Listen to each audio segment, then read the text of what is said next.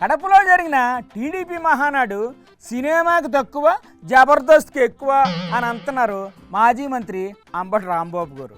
స్వడబ్బా పరడబ్బా పరస్పర డబ్బా తప్ప ఇంకేటి లేదని పెదవిరిశారు. నమస్తే సార్, టీడీపీ మహానాడు విశేషాలు చెప్పండి గురుగారు. అద్భుతం, అమోఘం, వీరులో కడపలో మేము బ్రహ్మాండమైనటువంటి సభ పెట్టామని ఊరికి డప్పాలు కొట్టుకునేటువంటి కార్యక్రమం చేస్తున్నారు. మరి ఎవరు డప్పు వాళ్ళు కొట్టుకోవాలి కదండి. చిత్రం ఏంటంటే గతంలో ఇచ్చిన హామీలను నెరవేరుస్తామని హామీ ఇచ్చారు. అంటే అది అన్ని హామీలను తలదన్నే మహాహామీ అన్నమాట. 93% స్ట్రైక్ రేట్ అండి. అవునంట, వాళ్ళది ఇన్నింగ్ టీం అంటండి. ఎన్ని టీములు కలుపుకున్నాడే 93% స్ట్రైక్ రేట్ గురించి? 3 టీములు కలిపి దిగాయండి. ఇన్ని టీములు కలిసి ఆడారు, అందుకని నీకు 93 స్ట్రైక్ రేట్ కనపడుతుంది.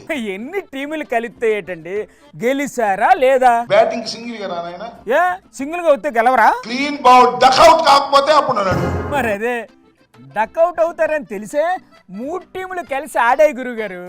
అది సరే కానీ మహానాడు విశేషాలు చెప్పండి. పాపం చంద్రబాబు నాయుడు గారికి ఈ డబ్బాలు కొట్టేవాళ్ళు కొంతమంది ఉన్నారు కదా. అబ్బో, వాళ్ళ దగ్గర ఉన్న డబ్బాలు ఇంకెవ్వరి దగ్గర ఉండవండి. చాలేదంట. నిజంగా పొగిడేవాళ్ళు ఎవరు లేక ఎన్టీ రామారావు గారి చేత ఆర్టిఫిషియల్ ఇంటెలిజెన్స్ తో మాట్లాడించేటటువంటి ఒక కార్యక్రమం చేశారు. ఏం మాట్లాడారండి ఆర్టిఫిషియల్ ఇంటెలిజెన్స్?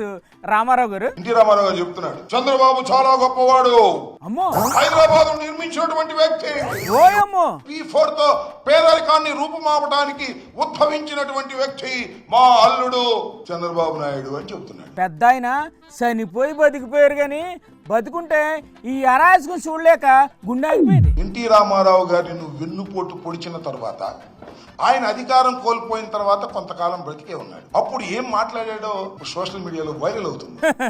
పడుకున్న గుర్రాన్ని లేపు దండించుకోవడం అంటే అదే. మరి ఆనాడు ఎన్టీ రామారావు బాబు గారి గురించి ఏమన్నారో ఓ పాలు చూపించండి సార్. చంద్రబాబు నాయుడు ఏ విధంగా తన తండ్రి లాంటి ఎన్టీ రామారావుకి ద్రోహం చేశాడు కేవలం పదవి కోసం. నా రక్తం మంచుకు పుట్టిన నా కూతురిచ్చి పెళ్లి చేస్తే తండ్రి లాంటి వాడిని, ఇంచుమించుగా లాంటి వాడిని ఏ విధంగా మోసం చేశాడో ఒక్కసారి మనసులో వాడితే మనసుతో ఆలోచించమని నేను అడుగుతున్నాను. మానవులం కాదు మేము, పశువులం. నమ్మిన వాళ్ళకు ద్రోహం చేస్తాం, నమ్మిన వాళ్ళ గొంతు తీస్తామని చెప్పి ఈనాడు నిరూపించుకున్న ఘాతకులు.